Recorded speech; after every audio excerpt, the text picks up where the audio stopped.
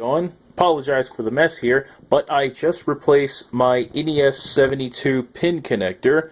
I was going to record the entire process, but there was no real value in watching me fumble around for a good 40 minutes. But this is the old one that I've taken out. I've just replaced the new ones.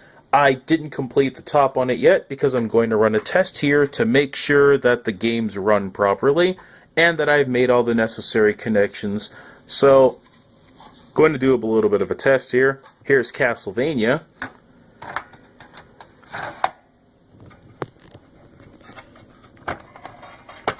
And, alright.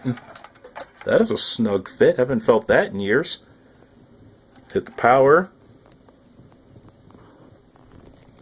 Awesome. I have just finished up my completion on installing my 72 pin connector set for my NES. This console is 28 years old and I've never done this level of high degree maintenance for it.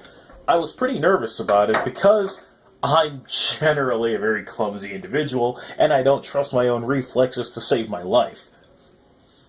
But I got it finished for the most part. Didn't really want to try and record a good deal of it because watching me fumble for nearly 40 minutes is not worth anyone's time. But these are the old pins that I had removed. The biggest issue with them, outside of just general wear and tear, and it was very loose, and that's probably what led to a good deal of my games not working properly, is that the pins were so far bent that there was poor connectivity. Probably had less to do with them being dirty or severely damaged or anything, but I'm going to go ahead and get the top back onto this, and then I'll get rolling with some serious testing. I had already ran a quick diagnostic before I had everything hooked back up, just to ensure that I had all the connections correct and in place, but I'm hoping that I did not miss anything here. Oh, whoops. Yep, I kind of did. I did not finish screwing the ones in the back here. Boy, I am brilliant at my. I'm brilliant at my work. So I'm just going to tighten these back on. I'm going to reconnect the controllers and the AV and power cables. We're going to say a brief goodbye to Ring of Honor for a minute.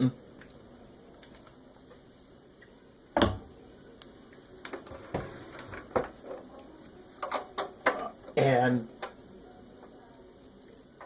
yeah, I'd always avoided doing something like this for years, just because I'm pretty decent at repairing things, but I have a tendency to be a little bit of a klutz. So, let's see. Alright.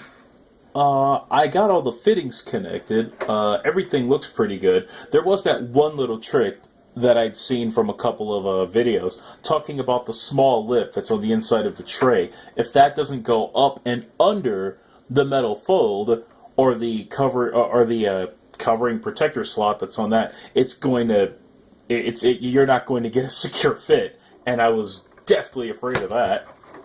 So I've got a small stack of games here. A few of these were a couple of my more troublesome ones. Going to give a start out on Batman. I've always had issues getting this one to work, so let's get a good test on this one. Boom. First shot. I think. Oh, there he is. I forgot the entrance does that. Alright, not encountering any problems. Picture looks good. The controller's connected properly, so I'm glad I'm not having any issues with that. Makes me a little happy. Oh, come. Oh. Oh, shoot. Huh. Ah! Oh, no! Alright, at this rate, I'll have this game beat by 2021. Stay tuned. Man, trouble game works pretty good. That is snug. I missed that.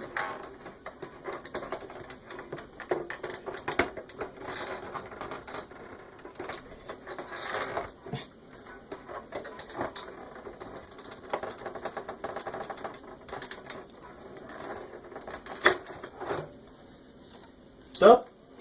I'm gonna give Gradius a shot.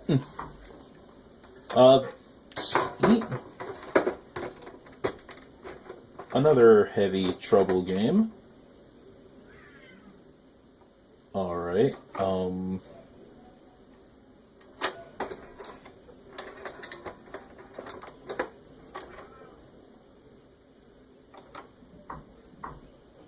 Oh, there it goes. Alright, that one took about 2 tries. Not too bad. By the way, I actually have no idea how this is picking up on the camera. Speed up. I'm actually a little more familiar with Life Force and Gradius 2 than the original one. I actually find the original to be a little bit harder.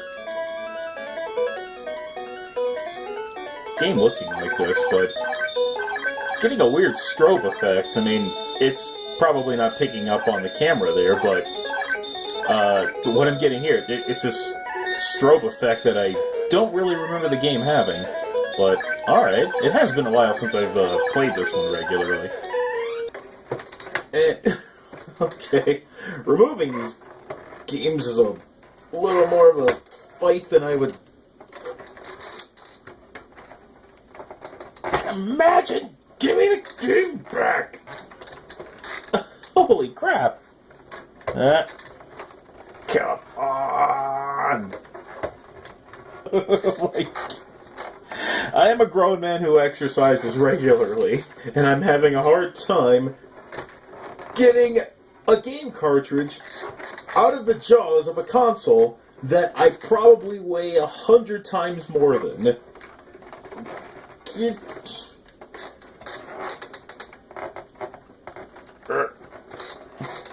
Exit.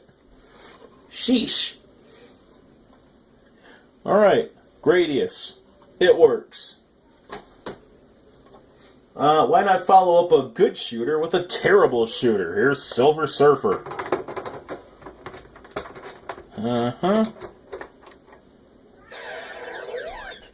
Well, getting a bit of glitchy text here. Or is it supposed to look like that? Oh no, that is not supposed to look like that.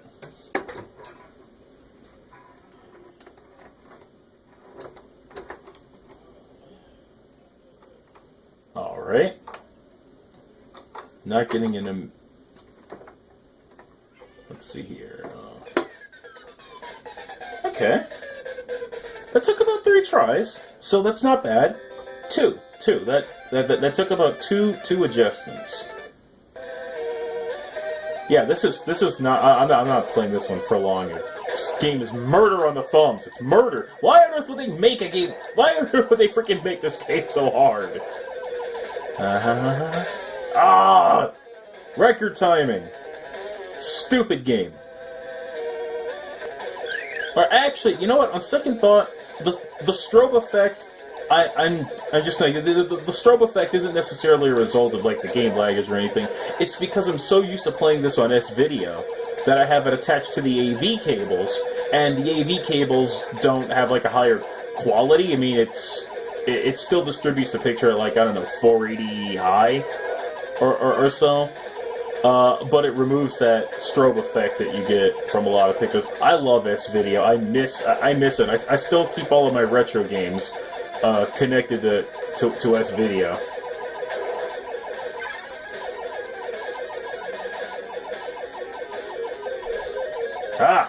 Eat walnuts.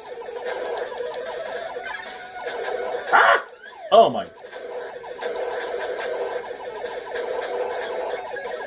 No, I'm actually doing pretty good. I haven't died in 30 seconds. I'm amazed at myself. God, the soundtrack is so friggin' cool. Oh, there it goes. Boom. Alright, let's see, okay, so that's one I'm going to look at into the future to see how well it works. But for now,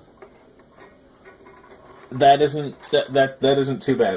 I got it to work without having many fussy issues with it. But this is a game that, again, I've had difficulties with. A good chunk of this video was me fighting.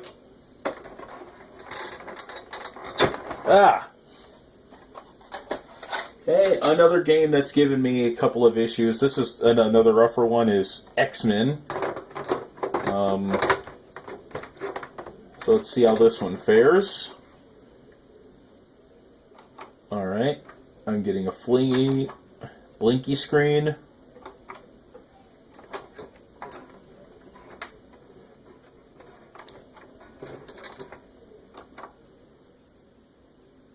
Alright, this one's still giving me some significant problems. But, in the off chance that would happen, I'm going to dab a Q-tip with a little bit of Ipsorol.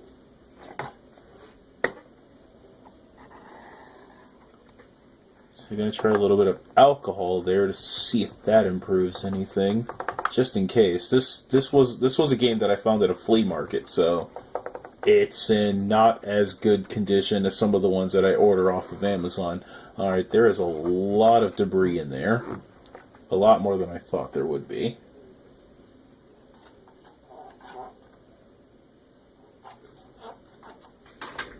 And I've also got some aerosol here.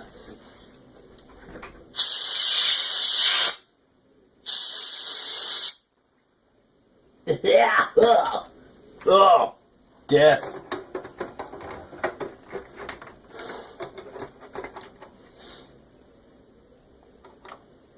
Okay, this one's still a little bit of problems.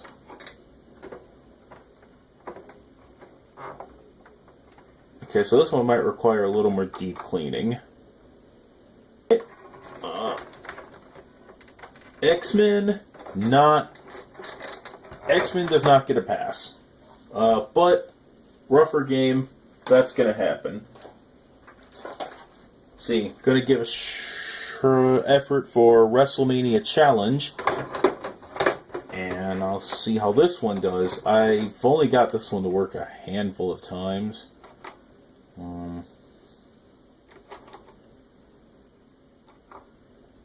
This one also a little bit rougher shape.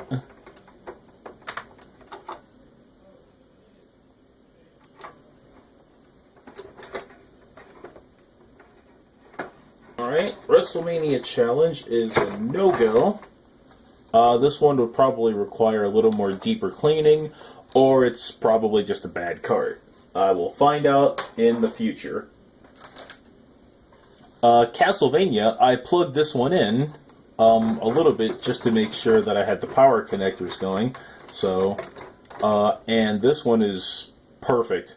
That one comes on immediately.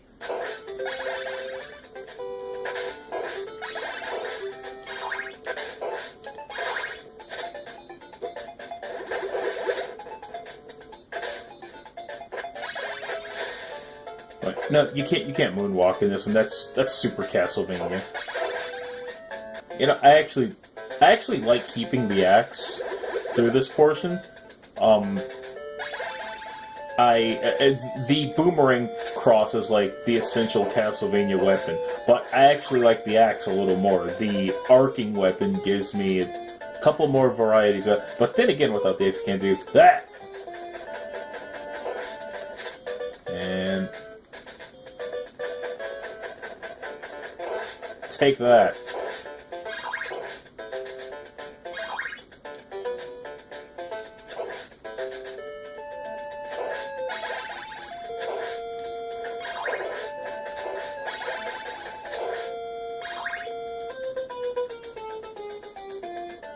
Turn this game off. What am I doing? I can be testing other games instead of just sitting here friggin'. I'm not gonna turn this into a Castlevania playthrough. Nope. Crap. You know, I think I'll leave it on that note. I'll give myself a 1 death per limit. So yeah, Castlevania always works. And give me the game. Yeah. Okay.